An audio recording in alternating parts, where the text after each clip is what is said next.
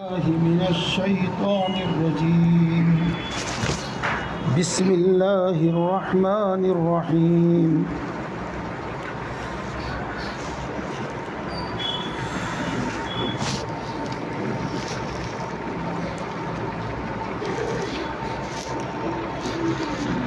أم لهم نصيب من الملك فإذا لا يؤتون الناس نقيرا أم يحسدون الناس على ما آتاهم الله من فضله فقد آتينا آل إبراهيم الكتاب والحكمة وآتيناهم ملكا عظيما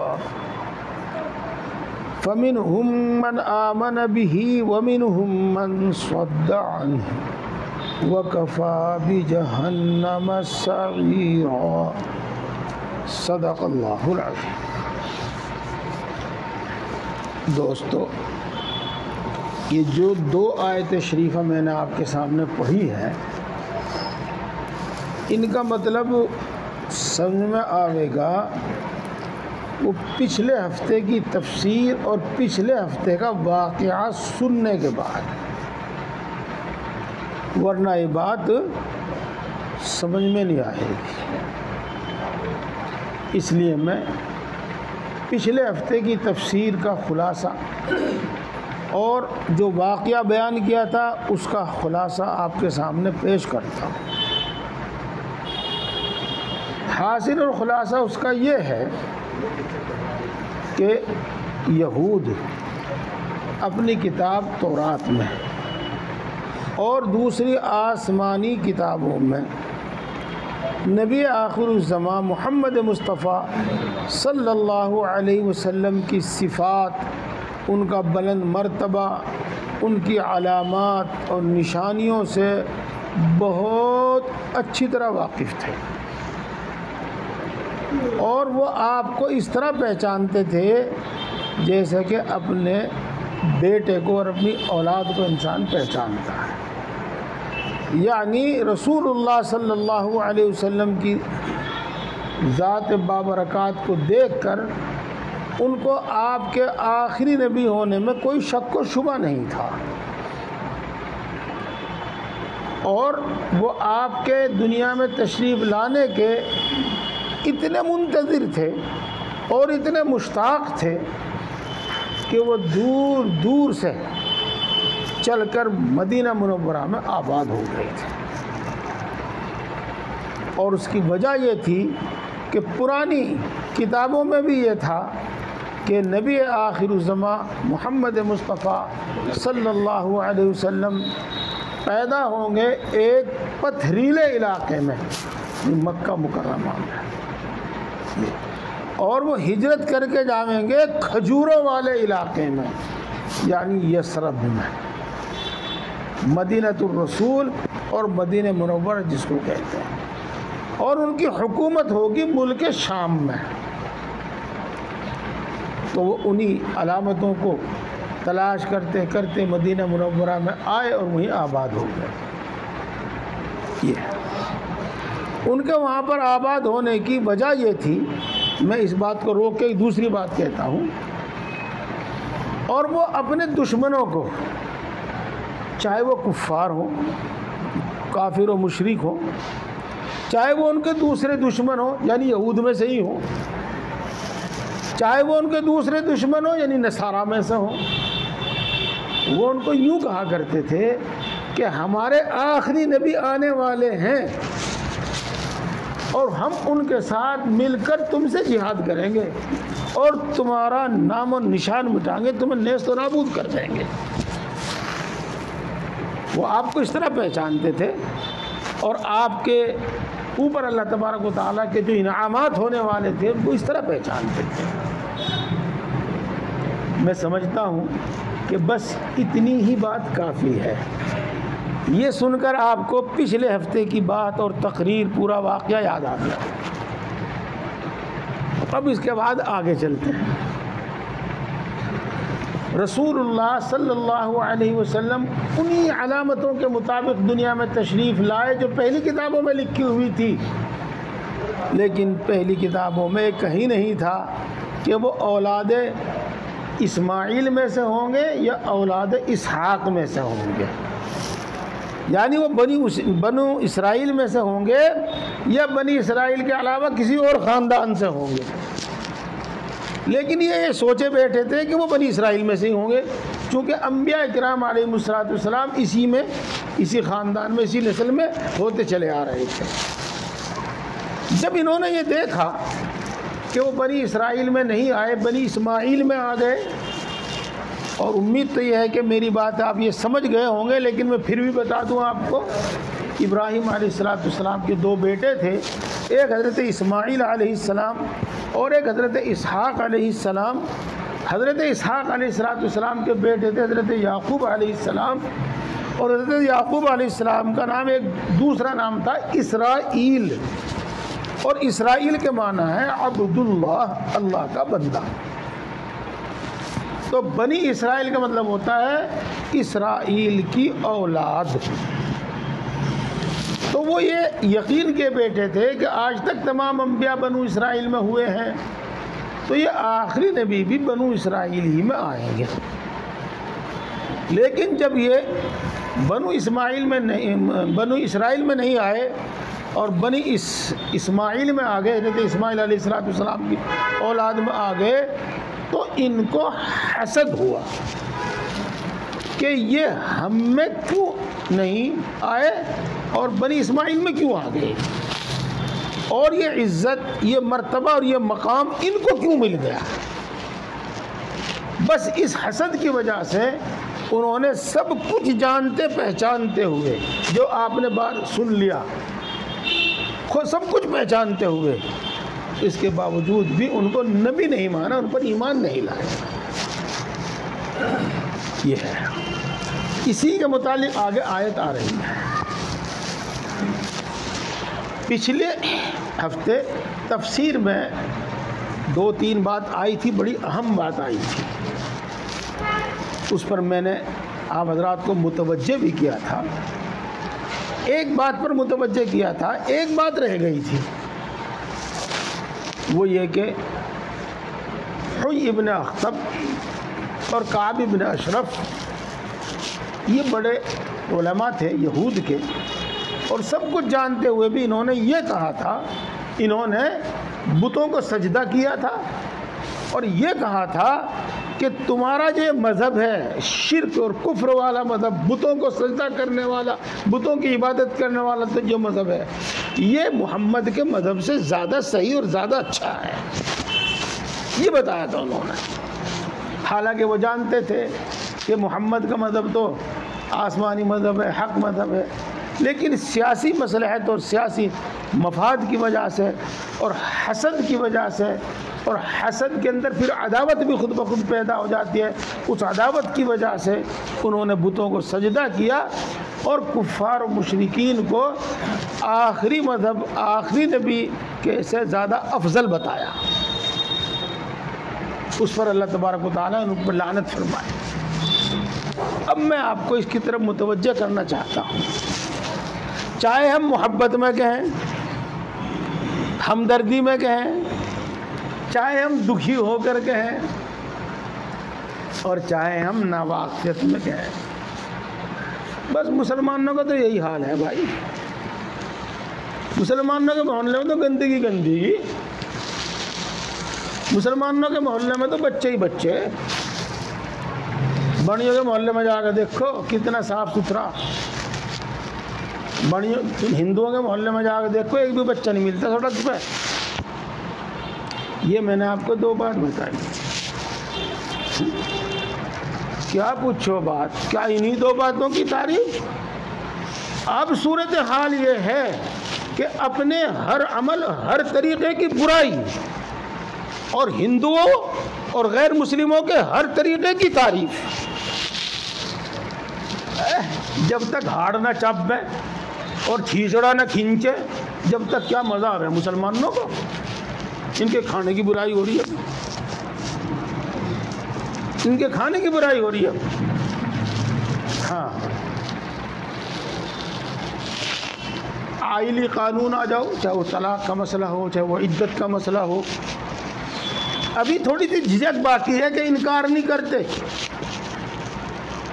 لیکن ان کی گفتگو سے بات ٹپکتی ہے کہ عدت کو برا سمجھتے ہیں، اور کچھ تو صاف کہتے ہیں۔ ابھی میرے پاس ہم نے گروپ بنایا ہوا ہے دارالافتاء، جس کو کوئی سوال کرنا ہوتا ہے وہ اس میں بھیج دیتا ہے، اس کا جواب لکھ دیتے ہیں۔ ابھی ایک سوال آیا کہ ایک عورت تھی، اس کے شوہر نے اس کو طلاق دے دی جی، تو طلاق کے بعد اس نے کہا میں عدت نہیں کروں گی، عدت کچھ چیز نہیں ہے، عدت تو عورت پر ظلم ہے۔ مسلمان تھی وہ،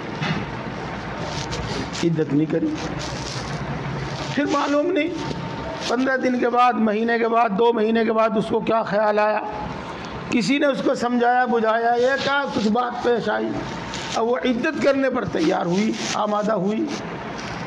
اب انہوں نے ایک مسئلہ پوچھا کہ جس دن سے طلاق ہوئی تھی اس دن سے عدت شمار ہوگی، یا جس دن سے وہ عدت کرنے پر آمادہ ہوئی اس دن سے عدت شمار ہوگی؟ بہرحال میں تو آپ کو بتاتا ہوں کہ عدت پہ، 3 طلاق پہ، اور اللہ ان لوگوں کے منہ کو پھوڑ دے جو حلالے کو برا کہتے ہیں۔ حالانکہ حلالے کا تو قرآن شریف میں صاف صاف ذکر ہے۔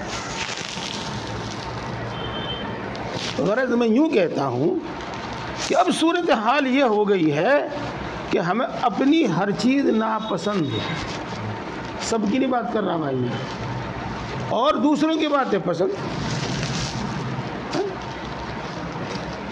دیکھو کبھی میں ڈرتا ہوں کہ میں اپنی حد سے باہر ہو جاؤں، ہاں کھڑے ہو کے کھانا، میری اگر دل کی بات پوچھو تو جانوروں کا طریقہ ہے، انسان کا طریقہ نہیں ہے، اور میری اپنی دل کی بات پوچھو تو انتہائی تذلیل ہے، توہین ہے مہمان کی ہے۔ اپنا آپ جاؤ وہاں سے لے کے آؤ، اپنا آپ یہاں بیٹھ کے کھاؤ، پھر ضرورت پڑے پھر لے کے آؤ، یہ کیا چیز ہے؟ یہ مہمان کا اکرام ہے؟ بلائے تھے کیوں اتنے آپ نے؟ اس کو چھوڑ دیجئے آپ کہ وہ سنت ہے، یہ سنت کے خلاف ہے، اس کو چھوڑ دیجئے گا، اور کھڑے ہو کے آدمی لے کے کھا رہے ہیں بھائی، عجیب بات ہے، پسند وہی ہے۔ اور ایک ایک چیز کو لے لو آپ، ایک ایک چیز کو لے لو آپ۔ ہم نے مکان بنایا، چھت پہ 5 سوا 5 فٹ اونچی 4 دیواری بنائی چاروں طرف، اور آپ سمجھ گئے ہوں گے کیوں بنائی؟ کہ عورت جب چڑھے گی اوپر تو پردہ تو 5 فٹ سے کم میں ہونے کا نہیں، تو کہا کہ جی یہ اتنی اونچی دیوار کیوں کروا دی، بس 2-2.5 فٹ کی بہت تھی، یہ اچھی نہیں لگی تھی۔ ہر چیز میں طریقہ دوسروں کا پسند، اسی کی تعریف۔ یہ میں نے 2-3 بات آپ کو بتائی، باقی آپ دیکھ لیو۔ آپ عوام میں، پبلک میں زیادہ رہتے ہیں تو سب سے زیادہ گمراہ وہ شخص ہے، حدیث پاک بتا رہا ہوں میں آپ کو، حدیث پاک، سب سے زیادہ گمراہ وہ شخص ہے جو مسلمانوں کے، جو غیروں کے طریقے کو مسلمانوں کے طریقے سے اچھا بتا رہا ہے۔ سب سے زیادہ گمراہ وہ شخص ہے جو غیروں کے طریقے کو مسلمانوں کے طریقے سے اچھا بتا رہا ہے۔ تو یہ وہی لوگ ہیں، اور انہی کا اثر ہم میں جانے انجانے میں ہم میں آ گیا ہے۔ کیا الفاظ ہیں قرآن پاک کے؟ وَيَقُولُونَ لِلَّذِينَ كَفَرُوا هَؤُلَاءِ أَهْدَىٰ مِنَ الَّذِينَ آمَنُوا سَبِيلًا، اور وہ لوگ یعنی حوی بن اخطب، کعب بن اشرف، یہودی علماء اور ان کے ساتھی کافروں کو یوں کہتے ہیں کہ یہ لوگ یعنی کافر لوگ مسلمانوں کے طریقے سے زیادہ سیدھی راہ پر ہیں۔ تو میرے دوستو، آج کی اس بات کا حاصل خلاصہ میں یہ کہوں، اور بات پھر لمبی ہو جا رہے ہیں، ہم میں علم کی کمی، اور دین سے دوری اور غفلت اتنی بڑھ گئی ہے، معاف کیجیے گا، کلمہ سنو تو کلمہ صحیح نہیں، وضو دیکھو تو وضو نہیں صحیح آتا، اور نماز پڑھو تو دیکھو نماز نہیں صحیح ہے، تو ہماری کون سی چیز صحیح ہے؟ اس لیے غلطی تو ہم سے ہو سکتی ہے، سب سے نہیں، کچھ سے ہو سکتی ہے، لیکن کبھی یوں مت کہو کہ مسلمان ایسے، مسلمان ایسے، مسلمان، یوں کہہ لو ہاں کہرانے کے مسلمان ایسے، یوں کہہ لو تم کہ اس سے صرف کہرانے کے مسلمانوں کی شکایت ہوگی، ان کی برائی سامنے آئے گی، علی الاطلاق مسلمانوں کے اور اسلام کی برائی نہیں ہونے گی۔ اس لیے ان باتوں پر غور کرنا چاہیے، اور میں یہ باتیں جھجک کر رک کر اس لیے کہہ دی کہ آپ میں سے 99%، مجھے امید ہے 99% وہ ہے جن کو پتہ نہیں کہ بھئی یہ ہمارا کہنا صحیح ہے یا غلط ہے۔ اگر ان کو معلوم ہو جائے گا، اور جیسا کہ آج آپ کو معلوم ہو گیا، مجھے امید ہے انشاءاللہ آپ میں سے کوئی زندگی بھر ایسا لفظ نہیں بولے گا۔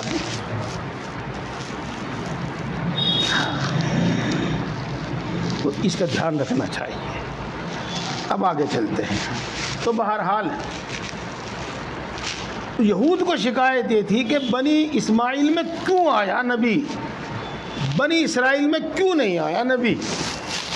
یہ ہے اللہ رب العزت ان کی بات کا جواب دیتے ہیں، یوں کہتے ہیں تمہارے اختیار میں دنیا کی سلطنت میں سے کوئی چھوٹی موٹی سلطنت ہے؟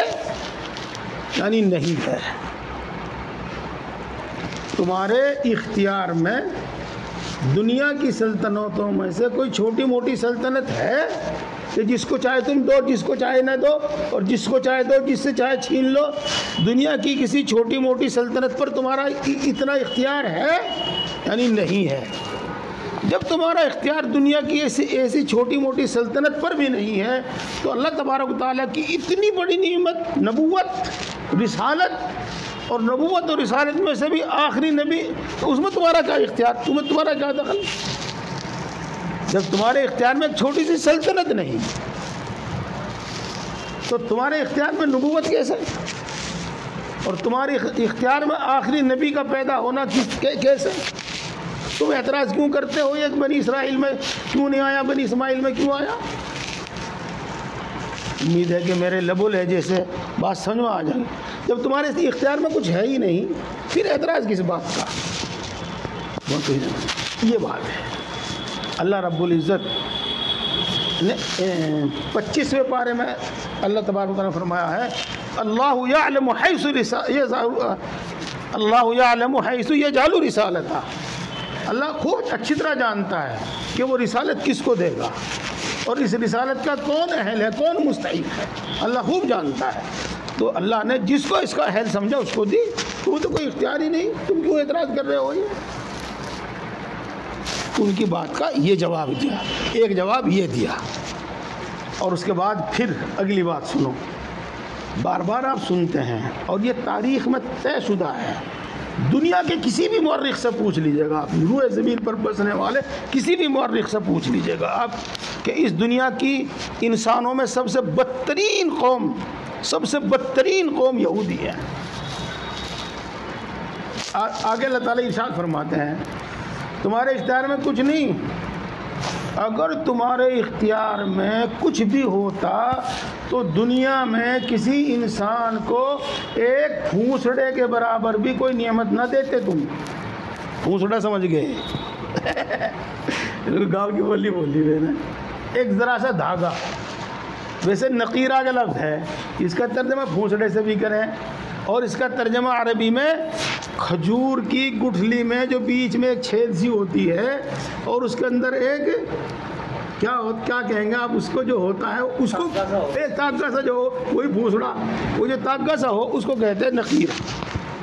حالانکہ وہ کسی کام کا نہیں ہوتا، کسی بھی کام کا نہیں ہوتا، تو تم وہ بھی کسی کو نہ دیتے، اتنے بخیل اور اتنے کنجوس ہو۔ آگے یہ فرماتے ہیں اللہ تعالیٰ، اب اسی کا ترجمہ سن لیجیے گا، پھر آگے چلیں۔ ام لہم نصیب من الملک، کیا ان کے اختیار میں ہے سلطنت کا کوئی حصہ؟ یعنی نہیں، یہ استفہام انکاری کہلاتا ہے۔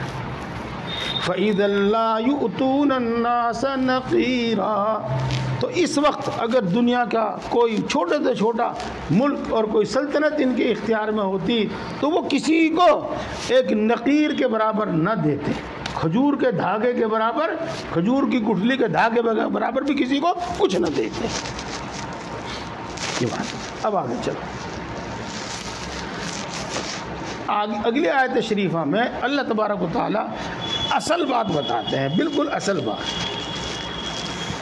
نہ ان کو رسول اللہ صلی اللہ علیہ وسلم کے آخری نبی ہونے میں کوئی شک ہے، نہ ان کو قرآن کے کلام الہی ہونے میں کوئی شک ہے۔ یہ تو دوسرے لوگوں سے زیادہ قرآن پاک کو سمجھتے ہیں، اس لیے کہ قرآن پاک میں اللہ نے جو باتیں بیان فرمائی ہیں سچائی کی، حقیقت کی، وہ تو سب کتابوں میں آئی ہیں، اور یہ ان کتابوں کو پڑھے ہوئے ہیں اور ان کو معلوم ہے، یہ سب کچھ جانتے ہیں، صحیح ہے۔ اب جو اس کا وہ انکار کر رہے ہیں اور اس کی جو مخالفت کر رہے ہیں اور سارے عرب کو لڑنے کے واسطے رسول اللہ صلی اللہ علیہ وسلم سے اکٹھا کر رہے ہیں اور مدینے کی اینٹ سے اینٹ بجانے اور مسلمانوں کا نام و نشان ختم کرنے اور اسلام کو مٹانے کی جو یہ قسمیں کھا رہے ہیں، تو محض اور محض حسد کی وجہ سے یہ ہے۔ ام یحسدون الناس علی ما آتاہم اللہ من فضلہ، یا یہ انسان سے یعنی رسول اللہ صلی اللہ علیہ وسلم سے حسد کرتے ہیں اس بنا پر جو اللہ تبارک و تعالیٰ نے ان کو اپنے فضل سے دیا ہے۔ اپنے فضل سے کیا دیا ہے؟ نبوت اور رسالت، اور آخری نبوت اور آخری رسالت جو دی ہے اس کی وجہ سے یہ حسد کرتے ہیں۔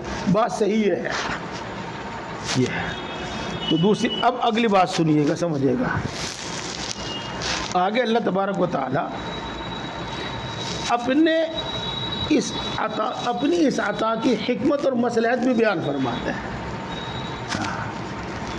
اور وہ یوں کہتے ہیں کہ دیکھو ابراہیم علیہ السلام تاریخ میں ایک بڑی شخصیت گزرے ہیں، ہم نے ان کو بھی نبی بنایا، ان کو 2 بیٹے دیے، ان دونوں بیٹوں کو نبی بنایا، اسماعیل کو بھی اور اسحاق کو بھی۔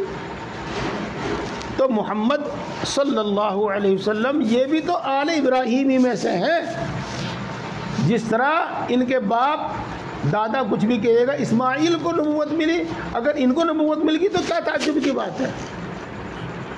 کیوں فرماتے ہیں آگے اللہ تعالیٰ فَقَدْ آتَيْنَا آلَ إِبْرَاهِيمَ الْكِتَابَ وَالْحِكْمَةَ، تو یقیناً ہم نے ابراہیم کی اولاد کو کتاب بھی دی اور حکمت و دانائی کی باتیں بھی عطا کی، ان کو کتاب بھی دی اور کتاب کے علاوہ اور بہت ساری علم اور دانائی کی، حکمت کی باتیں ہم نے ان کو عطائی دی۔ وَآتَيْنَاهُمْ مُلْكًا عَظِيمًا، اور ہم نے ان کو بڑی شاندار حکومت بھی عطا کی۔ تو یہ کوئی غیر محل میں نہیں دی ہم نے، بلکہ ان کے باپ دادا تو ایسے ہی تھے۔ یہ بات پوری دیکھو، بہت مرتبہ کوئی بات کہہ دی جاتی ہے لیکن اس میں الا ماشاء اللہ لگا ہوا ضرور ہوتا ہے۔ تو یہود جن کی یہ حرکتیں آپ سن رہے ہیں، اکثریت ان کی ایسی ہی تھی، لیکن انہی میں سے بہت سے علماء یہود ایمان لائے اور بہت سے یہود ایمان لائے۔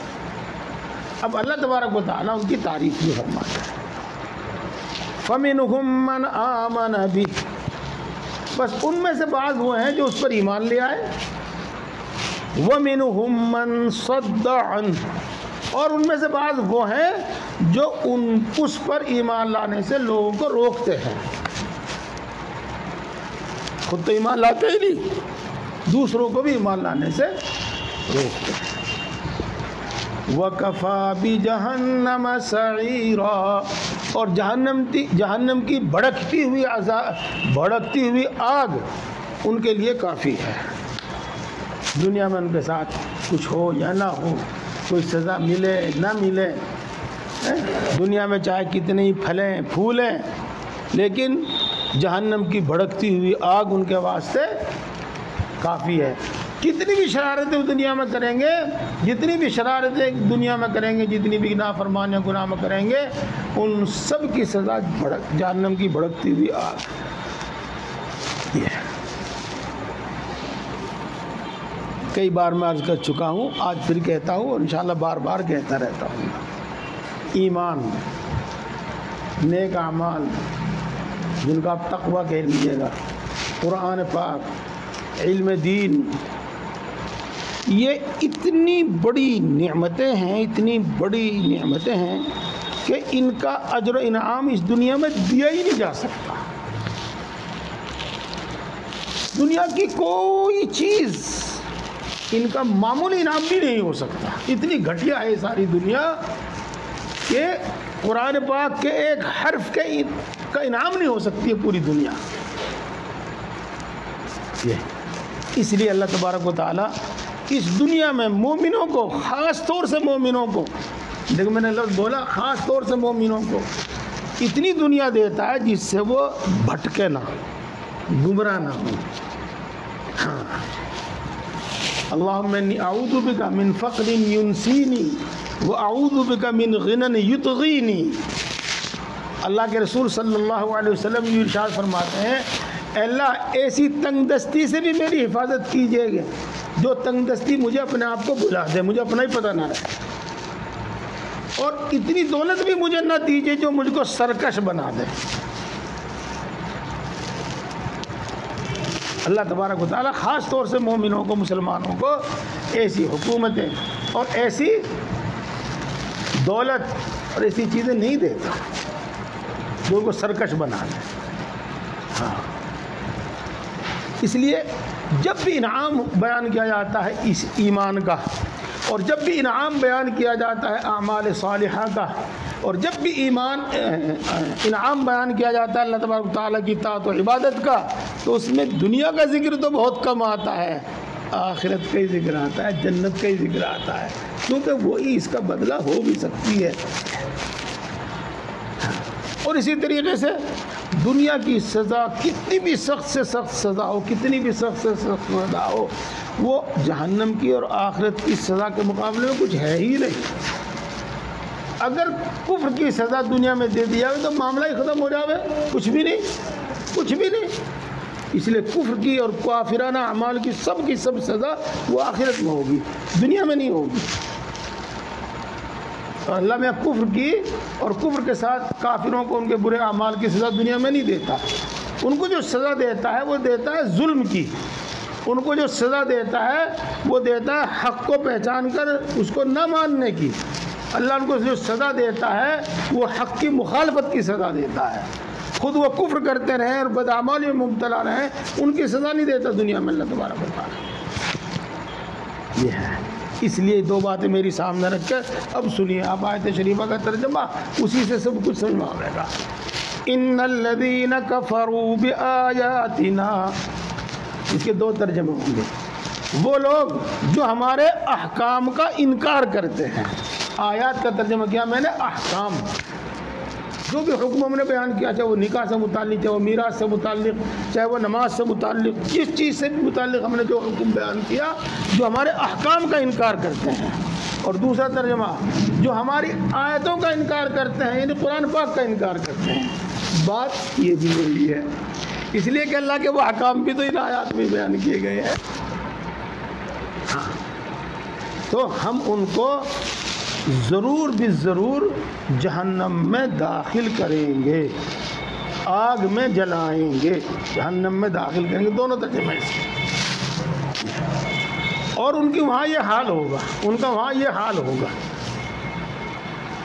اور میں پہلے آپ کو ایک چھوٹا سا واقعہ بتاؤں، اس سے بات آپ کو اچھی طرح سمجھ میں آ جاتی ہے. ہمارے یہاں ٹانڈے میں ایک شخص تھا، بڑا موٹا، بڑا تکڑا، بڑا لمبا. اس کے بیچارے کے دماغ میں کچھ خلل سا آ گیا، وہ الٹی سیدھی حرکت کرنے لگا. اسے پکڑوا دیا تھانے میں. تھانے والے نے اس کو بجایا لٹھ، بہت بڑھیا، اور پھر وہ چھٹ کے آ گیا. پھر وہ اپنی حرکتوں سے باز نہیں آیا. جب لوگ اسے ڈراتے تھے کہ پھر تھانے میں جاؤ گا، اب بھیج دو، 2-4 پھٹے لگتے ہی سن ہو جا، چتڑ پھر سے جتنے مارو جاؤ، پھر نہیں پتہ چلتا. وہ یوں کہا کرتا۔ تو جب آدمی یہ سوچ سنتا ہے کہ وہ ہمیشہ جہنم میں رہے گا تو اس کے دماغ میں یہ بات آتی ہے یا آ سکتی ہے کہ وہ جل پھونک کا کوئلہ ہو جائے گا تھوڑی سی دیر میں، اور پھر تکلیف کا احساس ہی نہیں ہوگا، چاہے وہ ہمیشہ جہنم میں رہے چاہے جہنم میں سے نکال دیا جائے۔ تو دنیا کے ماحول پر، حالات پر قیاس کر کے آدمی یہ سوچتا ہے، لیکن اس کی سوچ غلط ہے۔